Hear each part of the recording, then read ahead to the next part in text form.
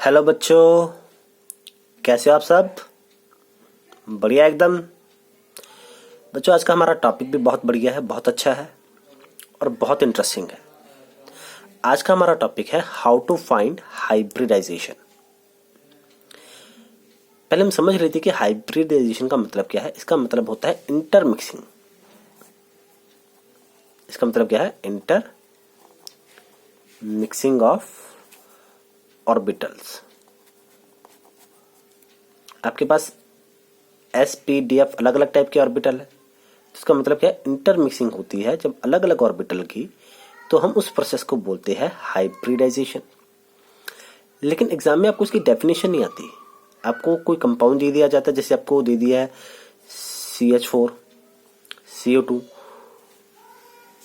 SF6, और आपसे पूछा जाता है कि इनकी हाइब्रिडाइजेशन क्या होगी। तो अपनी कॉपी और पेन उठा लीजिए। आज का हमारा टॉपिक यही है कि अगर आपको कोई भी कंपाउंड, जरूरी नहीं यही, अगर आपको कोई भी कंपाउंड दे दिया जाए तब आप उसकी हाइब्रिडाइजेशन किस तरह से निकाल पाओगे। बच्चों, ये वीडियो थोड़ा बड़ा होगा, लास्ट तक देखना, और शायद इसके बाद इसी टॉपिक का एक और वीडियो बने अगला। आज के जो हमारे केस है वो होंगे रेगुलर कंपाउंड के। हाइब्रिडेशन हम फाइंड आउट करेंगे किसकी? रेगुलर कंपाउंड की, जिसमें हमारे पास एक्सपेक्टेड वैल्यू हुई आए। तो देखिए, इसका फॉर्मूला हमारे पास क्या है? 1/2 bracket V plus M minus C plus C। V का मीनिंग है number of valence electron. Outermost shell में कितने इलेक्ट्रॉन है उसका मतलब है V। M का मतलब है मोनोटॉमिक एटम, मतलब आपने सिर्फ वही एटम्स लेने हैं जिसकी वैलेंसी क्या हो? 1 हो। और आपके पास इस क्लास में हाइड्रोजन और हेलोजन आएंगे। हेलोजन भी फ्लोरीन, क्लोरीन, ब्रोमीन टाइप के। C का मीनिंग है आपके पास नंबर ऑफ पॉजिटिव चार्ज। आपके पास प्लस के कितने चार्ज है। A का मीनिंग है नंबर ऑफ नेगेटिव चार्ज। आपके पास माइनस में कितने चार्ज है। और हाइब्रिडाइजेशन बच्चों, एक टेबल है, ये वाला टेबल आपका, आप इसको अच्छे से नोट कर लीजिए, क्योंकि टेबल आपके बहुत काम आएगा। अगर आपको टेबल ये याद होगा तभी आप वैल्यू अपनी मैच कर पाओगे। अगर देखिए, अगर ये जो आपके पास था, अगर इसको सॉल्व करने के बाद आपके पास मान लीजिए आंसर आ गया 2, 3, 4, 5, 6, तो आप यहाँ से वैल्यू मैच करोगे। अगर आपके पास आंसर 2 आया तो हाइब्रिडाइजेशन क्या होगी? SP। और ज्योमेट्री क्या होगी? पॉसिबल ज्योमेट्री क्या होगी? लीनियर। अगर SP2 आई, हाइब्रिडेशन वैल्यू 3 आई, मतलब हाइब्रिडेशन क्या होगी आपके पास? SP2। तो ज्योमेट्री क्या होगी? Trigonal planar. अगर वैल्यू 4 आ गई तो SP3, मतलब S का एक ऑर्बिटल, P के 3 ऑर्बिटल, और ज्योमेट्री क्या होगी? टेट्राहेड्रल। अगर वैल्यू 5 आई तो SP3D1। ये बच्चों D1 लिखा है, इट इज D1। देखो 5 मतलब आपके पास टोटल 5 ऑर्बिटल होनी चाहिए थी। S का एक ऑर्बिटल, P के 3, 3 और 1 4, और P के बाद आपको पता D आता है। आपको 5 चाहिए थे, 4 आ गए, इसलिए D1 आया। ज्योमेट्री क्या होगी? Trigonal bipyramidal. अगर वैल्यू 6 आई आपके पास तो SP3D2, और ज्योमेट्री क्या होगी? ऑक्टाहेड्रल। और लास्ट में अगर आपके पास वैल्यू 7 आई तो हाइब्रिडाइजेशन क्या होगी? SP3D3, और ज्योमेट्री क्या होगी? Pentagonal bipyramidal. इस वीडियो को पॉज करके आप बच्चों टेबल बना लेना ये, और डेली हर रोज आप इसको सिर्फ 10 मिनट के लिए देखना, आपको वैल्यू अपने आप याद हो जाएंगी। अब हम कुछ कंपाउंड लेते हैं और हम देखते हैं कि हम इनकी हाइब्रिडाइजेशन किस तरह से निकाल पाएंगे। तो बच्चे देखो, सबसे पहले हमने कंपाउंड लिया है BeCl2, बेरिलियम क्लोराइड। आपने सबसे पहले देखने की सेंट्रल एटम कौन सी है? बेरिलियम। जिसके कम नंबर हो वो आपके पास सेंट्रल एटम है, जिसके ज्यादा नंबर है वो सेंट्रल एटम नहीं होगी। बेरिलियम आ गया। इसकी इलेक्ट्रॉनिक कॉन्फ़िगरेशन देखते हैं। बेरिलियम की एटॉमिक नंबर सबको पता है, बेरिलियम का होता है 4, तो कॉन्फ़िगरेशन क्या बनेगी? 1s2 2s2। अब आउटर मोस्ट शेल आ गया आपके पास 2s, इसमें कितने इलेक्ट्रॉन है? 2, तो V की वैल्यू कितनी आ गई आपके पास? 2। M देखिए आपके पास क्लोरीन है। क्लोरीन क्या है? हेलोजन। और हमने क्या कहा था? M मतलब है एटम विद वैलेंसी 1, और इसमें आपके पास क्या, आप इसमें आपके पास क्या आते थे? Hydrogen and halogen. ये M के लिए आप इनकी वैल्यू कंसीडर करते हो। तो क्लोरीन 2 है, M की वैल्यू कितनी आ गई? 2। अब देखिए, इस पूरे के पूरे कंपाउंड पर ना कोई प्लस का चार्ज है ना ही कोई माइनस का चार्ज है। प्लस का चार्ज नहीं है तो C की वैल्यू कितनी आ गई? 0।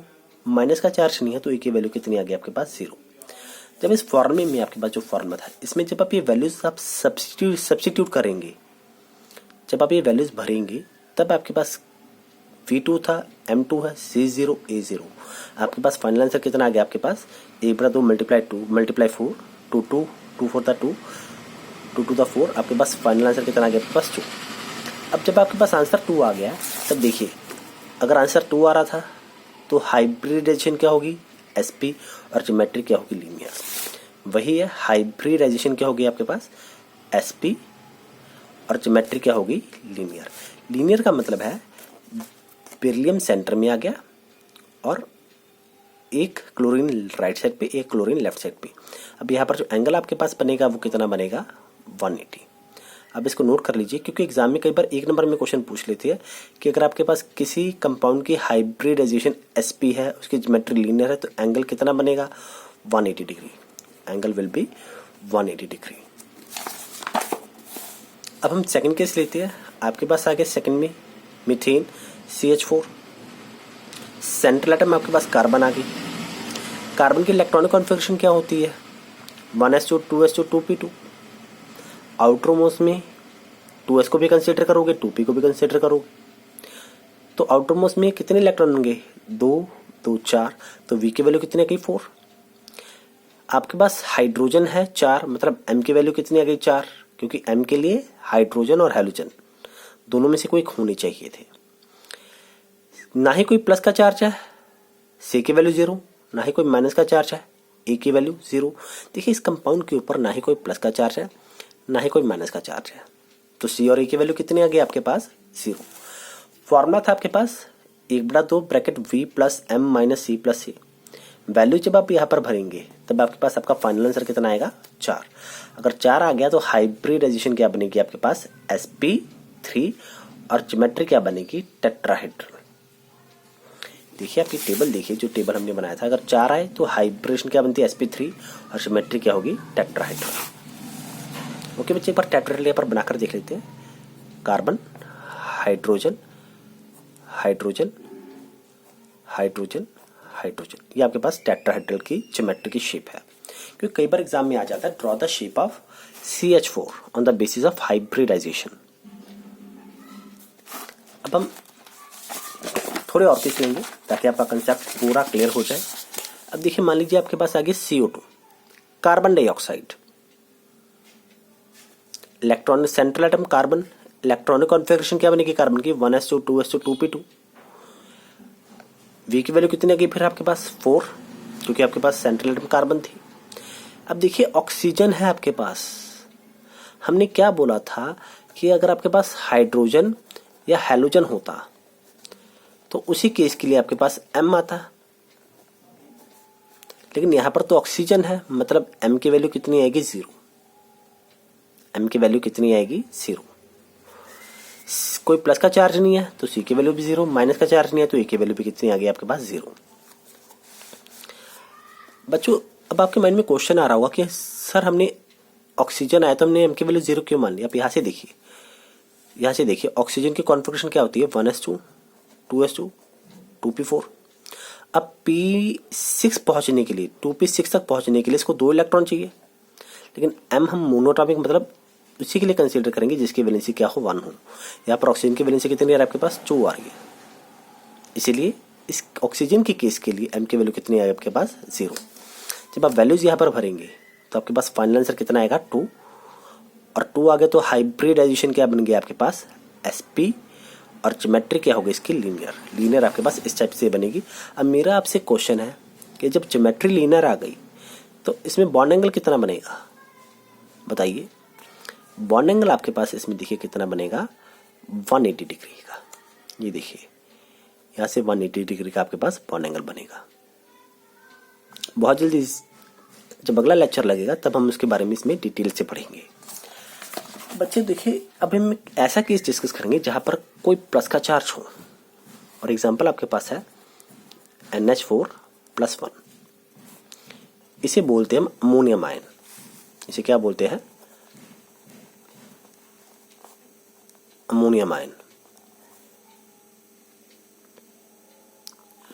इसे हमने बोल दिया अमोनियम आयन। सेंट्रल एटम कौन सी आपके पास नाइट्रोजन। सेंट्रल एटम के पास नाइट्रोजन है। अब इसकी इलेक्ट्रॉनिक कॉन्फ़िगरेशन रखते हैं नाइट्रोजन की। इलेक्ट्रॉनिक कॉन्फ़िगरेशन ऑफ नाइट्रोजन क्या है आपके पास 1s2 2s2 2p3। तो V की वैल्यू कितनी आ गई देखिए 2s और 2p में इलेक्ट्रॉन जो है उनको जमा कीजिए, कितनी आ गई आपके पास 5, V की वैल्यू 5। अब M देखिए हाइड्रोजन है, बिल्कुल है, कितने हैं 4 है, तो M की वैल्यू कितनी आ गई आपके पास 4।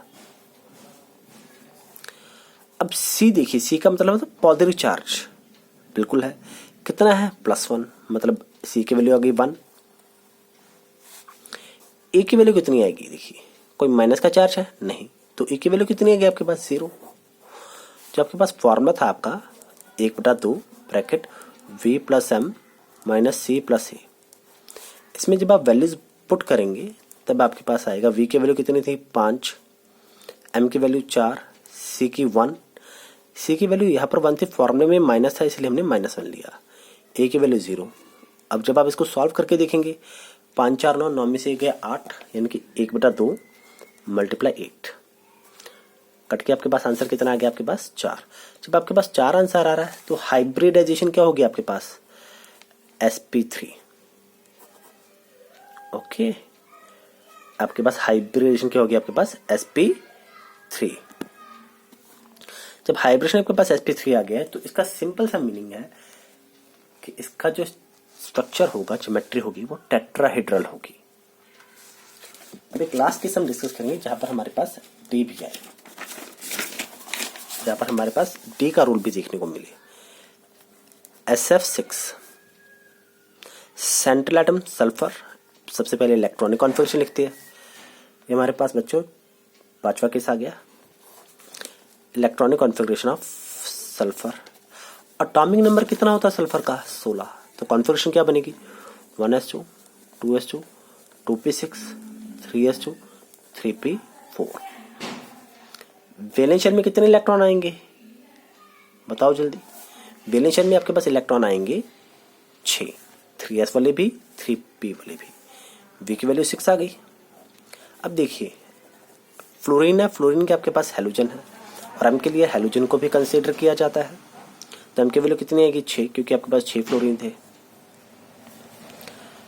सिमिलरली क्या कोई प्लस का चार्ज है यहाँ पर नहीं, कोई माइनस का चार्ज है नहीं, ना ही कोई प्लस का चार्ज है, तो C की वैल्यू 0, कोई माइनस का चार्ज भी नहीं है तो A की वैल्यू भी कितनी आ गई 0। जब आप यहाँ से देखिए वैल्यूज आपके पास सारी दी हुई है, तो 1/2 bracket V + M - C + A। Value जब आप यहाँ पर भरेंगे तो क्या आएगा 1/2 V की वैल्यू 6, M की वैल्यू 6, C की वैल्यू 0, A की वैल्यू 0। 6 × 6 12, यानी कि 1/2 × 12। सॉल्व करने पे कितना आ गया 6, आपके पास आंसर 6 आ गया। जब 6 आंसर आपके पास आ गया, इसका मतलब है कि आपके पास हाइब्रिडाइजेशन अब क्या बनेगी, आपके पास हाइब्रिडाइजेशन बनेगी sp3d2।